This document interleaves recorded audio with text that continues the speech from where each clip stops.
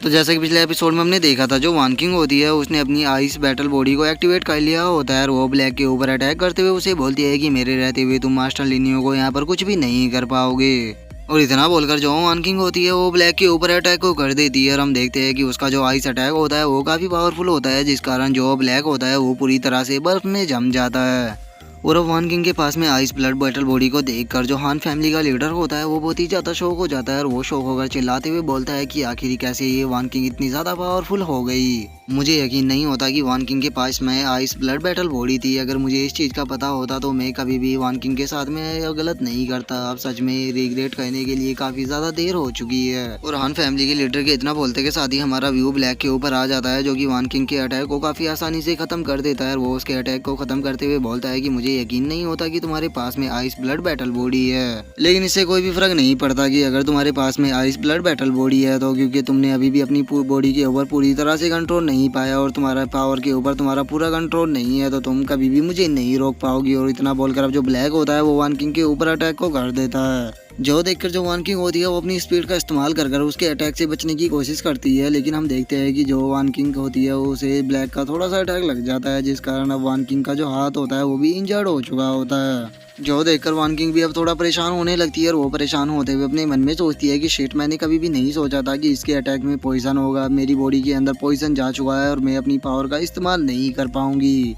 और मुमकिन अपने मन में सोच ही रही होती है, लेकिन तभी हम देखते हैं कि वहाँ पर हान, बाई और जो टैंगजिन होती है वे तीनों आ जाते हैं और वे तीनों वहाँ पर आते हुए चिल्लाते हुए बोलते हैं कि हम लोग की सेक्ट के एल्डर है और हमारे रहते हुए कभी भी यहाँ पर कोई मास्टर लिनियो को कुछ टच भी नहीं कर पाएगा। और इतना बोलकर जो टैंगजिन और जो बाई होती है वे दोनों वान किंग के सामने आ जाती है और वे वहाँ पर आते हुए वान किंग से बोलती है कि तुम्हें टेंशन लेने की कोई भी जरूरत नहीं है, हमारे रहते हुए यहाँ पर मास्टर लिनियो को कोई भी कुछ भी नहीं कर पाएगा।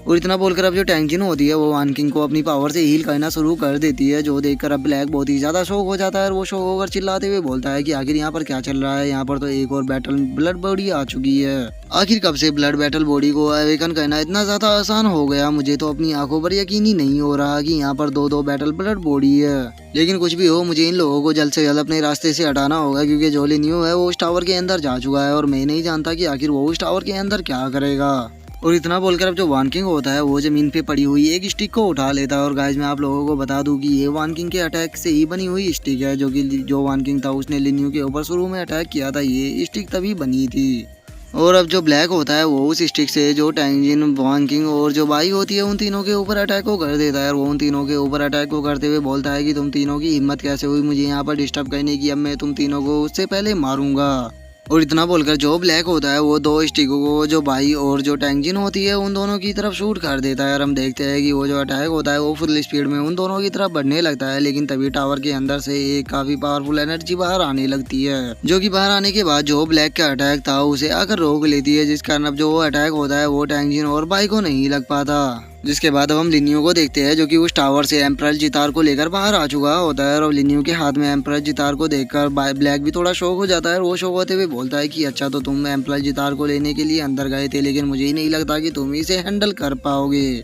और इतना बोलकर जो ब्लैक होता है वो एक और काफी पावरफुल अटैक को बनाने लगता है। और अपने अटैक को पूरी तरह से बनाने के बाद जो ब्लैक होता है वो अपने उस अटैक को पकड़कर सीधे लिनियो की तरह उसे फुल स्पीड में शूट कर देता है। जो देखकर अब जो लिनियो होता है वो उस इम्पेरल जितार के अंदर से जो एंशिएंट जितार एम्परर की सोल होती है उसे बाहर निकाल लेता है और उसे उस अटैक की तरफ भेजते हुए बोलता है कि मैं आशा करता हूँ कि तुम इस अटैक को रोक पाओगे। जो सुनकर अब जो वो एंशिएंट जितार एम्परर की सोल होती है वो भी उस अटैक को रोकने के लिए जाने लगती है, लेकिन हम देखते हैं कि जो ब्लैक का अटैक होता है वो बहुत ही ज्यादा पावरफुल होता है और वो उस एंशिएंट जितार एम्परर की सोल को एक ही पल में खत्म करके लिनियो की तरफ बढ़ने लगता है। जो देखकर जो लिनियो होता है वो अपने मन में सोचता है कि लगता है लाखों सालों तक इस इम्पेरल जितार के अंदर रहने के कारण इस ओल्ड एम्परर की सोल काफी ज्यादा कमजोर हो चुकी है, तो लगता है कि मुझे दोबारा से इसका यूज करना होगा। और लिनियो इतना सोच ही रहा होता है, लेकिन तभी हम देखते हैं कि जो बाई होती है वो ब्लैक के उस अटैक को रोकने के लिए उसके आगे आ जाती है और उसके आगे आने के बाद वो अपने अल्टीमेट डिवाइन सेंस को एक्टिवेट कर देती है और वो चिल्लाते हुए ब्लैक से बोलती है कि मेरे रहते हुए तुम कभी भी ब्रदर लिनियो को हर्ट नहीं कर पाओगे। और अब बाई को उस अटैक के आगे देखकर लिनियो भी काफी ज्यादा शौक हो जाता है और वो चिल्लाते हुए बोलता है कि भाई ऐसा मत करो।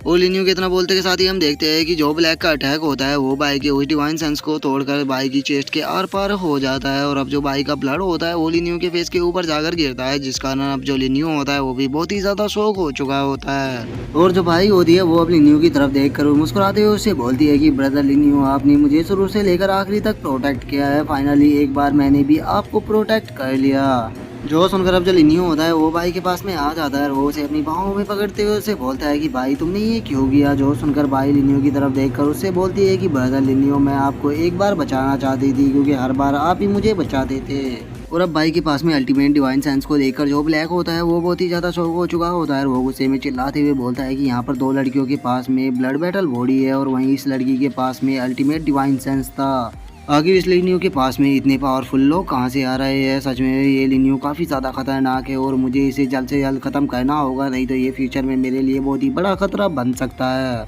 और ब्लैक के इतना बोलते के साथ ही हमारा जो व्यू होता है वो दोबारा से बाइक के ऊपर आ जाता है, जहाँ पर कि बाइक की आंखों में आंसू आ चुके होते हैं और वो लिनियो की तरफ देखते हुए उसे बोलती है कि ब्रदर लिनियो, मैं एक बहुत ज़्यादा खुश हूँ क्योंकि फाइनली मैं आपके काम आ सकी। और इतना बोलकर अब जो बाइक होती है वो लिनियो की बाहों में ही दम को तोड़ देती है। और अब भाई को इस तरह से अपनी बाहों में दम तोड़ता हुआ देखकर जो लिनियो होता है वो भी बहुत ही ज़्यादा शौक हो चुका होता है और वो बाई की बॉडी को देखते हुए उससे बोलता है कि भाई चाहे कुछ भी क्यों ना हो जाए, मैं तुम्हें इस तरह से मरने नहीं दूंगा, चाहे मुझे कुछ भी क्यों ना करना पड़े, लेकिन मैं तुम्हें बचा कर रहूँगा। और इतना बोलकर जो लिनियो होता है वो बाई को अपने सीने से लगा लेता है। और अब हम पहली बार इस सीरीज के अंदर लिनियो की आंखों में आंसुओं को देखते हैं और जो लिनियो होता है वो रोते हुए बोलता है कि भाई मैं तुम्हें इस तरह से मरने नहीं दूंगा। और लिनियो के इतना बोलते बोलते ही हम देखते हैं कि उसके जो आंसू होते हैं वो जो जितार होता है उसके ऊपर टपकने लगते हैं, जिस कारण हम देखते हैं कि वो जो जितार होता है उसके अंदर कुछ अजीब सा होने लगता है और जो बाई की बॉडी होती है उसके अंदर से गोल्डन कलर की एनर्जी निकलने लगती है और उसकी जो आंखें होती है वो भी बहुत ही ज़्यादा चमकने लगती है और उनके अंदर से भी गोल्डन एनर्जी निकल रही होती है,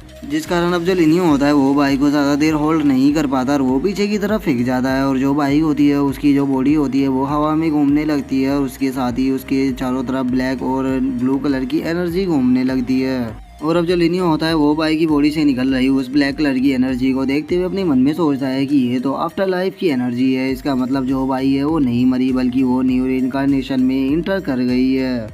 जिसके बाद अब हम भाई को देखते हैं जिसके अंदर से अभी भी काफ़ी ज़्यादा एनर्जी निकल रही होती है और तभी वहाँ पर किसी की आवाज़ आती है जो कि बोलता है कि वर्ल्ड ऑफ ब्लेस में तुम्हारा स्वागत है, अब तुम दोबारा से रिबॉर्न होकर दूसरे वर्ल्ड में जाओगी। और उस आवाज़ के इतना बोलते बोलते ही हम देखते हैं कि जो बाई की डेड बॉडी होती है वो वहाँ से डिसअपेयर होने लगती है और जो लिनियो होता है वो इस चीज़ को खड़े होकर देख रहा होता है। लेकिन वहीं दूसरी तरफ जो सिक्स प्रिंसेस बाई चैन, मूकिन और शायर होती है वे सभी बहुत ही ज़्यादा शौक हो चुके होते हैं। वे शौक होते हुए बोलते हैं कि बाई की बॉडी तो डिसअपेयर हो गई,